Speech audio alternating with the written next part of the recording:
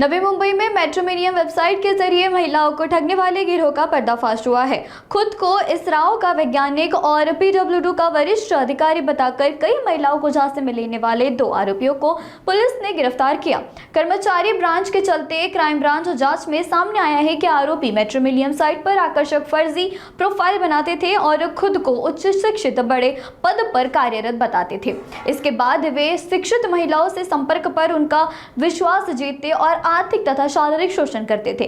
Police के अनुसार इस मामले में अब तक करीब 16,71,000 रुपए से की भी ज्यादा ठगी हो चुकी है, जिसमें लगभग 9,40,000 रुपए बरामद किए जा चुके हैं। पुलिस ने नागरिकों से अपील की है कि ऑनलाइन मेट्रोमिनियम साइट पर मिले व्यक्ति पर तुरंत भरोसा न करें और किसी भी प्रकार का आर्थिक लेन देन करने से पहले पूरी जांच पड़ताल जरूर करें।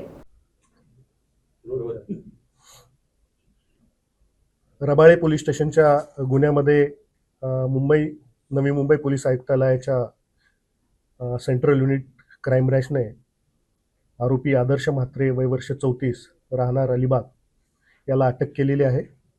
या आरोपीवर महिलांना फसवून त्यांची आर्थिक फसवणूक करून तसंच त्यांना लग्नाचं आमिष दाखवून त्यांच्याशी लैंगिक संबंध प्रस्थापित करून त्यांची फसवणूक केल्याचे वेगवेगळे गुन्हे दाखल आहेत।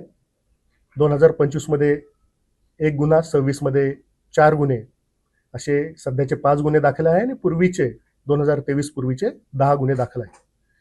यामध्ये आरोपी हा इस्रोमध्ये सायंटिस्ट आहे किंवा पीडब्ल्यूडी मध्ये उच्च अधिकारी आहे। या प्रकारची बनावट प्रोफाईल मॅट्रोमिनियल साइट्स शादी.com सारख्या आणि टिंडर ॲप या ठिकाणी क्रिएट करून ज्या महिला उच्च शिक्षित आहेत, ज्यांना गल्लेलठ्ठ पगार आहेत आणि ज्या एकट्या आहेत, ज्यांचा डायव्होर्स झालेला आहे, अशा महिलांना आरोपी स्वतःच्या जाळ्यात ओढत होता। त्यांना सुरुवातीला आर्थिक गुंतवणुकीचं आमिष दाखवून त्यांच्याकडून पैसे लाटत होता। महिला सिलेक्ट करण्यासाठी तो पर्टिक्युलरली ज्या महिलांचं बँक अकाउंट ॲक्सिस बँक असेल, HDFC असेल किंवा ICICI असेल, ज्या ठिकाणी इन्स्टंट प्री अप्रूव्ड लोन मिळतं, अशाच महिलांना तो सिलेक्ट करत होता। त्यांच्याशी संपर्क साधून त्यांना वेगवेगळ्या प्रकारच्या फॅन्टसी दाखवून त्यांच्याशी जवळीक तो साधत होता।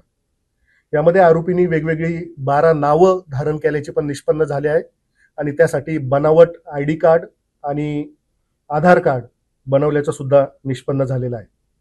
यामध्ये आरोपीने मिळवलेला पैसा हा पंचतारांकित हॉटेलमध्ये हा खर्च करत होता।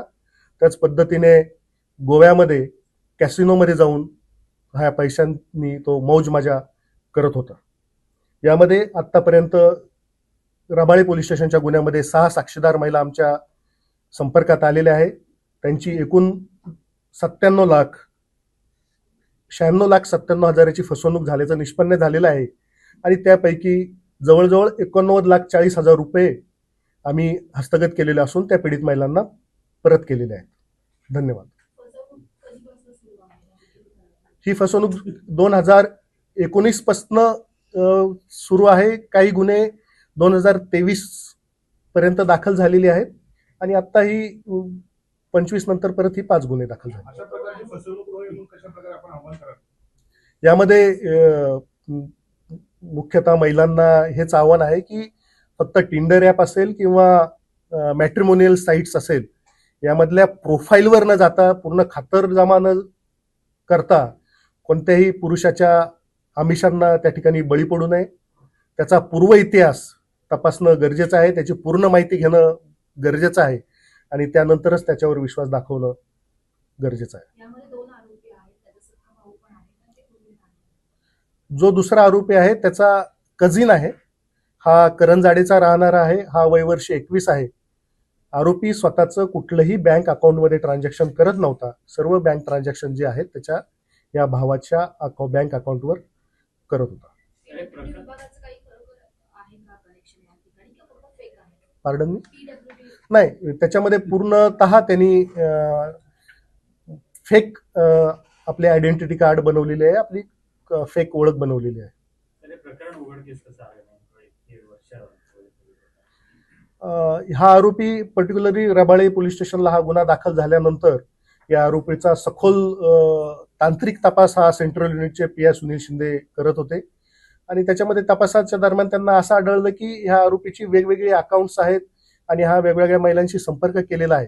याला यापूर्वीही 8 ते 9 गुन्ह्यांमध्ये अटक झालेली आहे आणि याचा सर्व पूर्व इतिहास कळाल्यानंतर याचा आम्ही नेमकी तो कुठे आहे याचा छडा लावला आणि त्याला अटक केलेली आहे.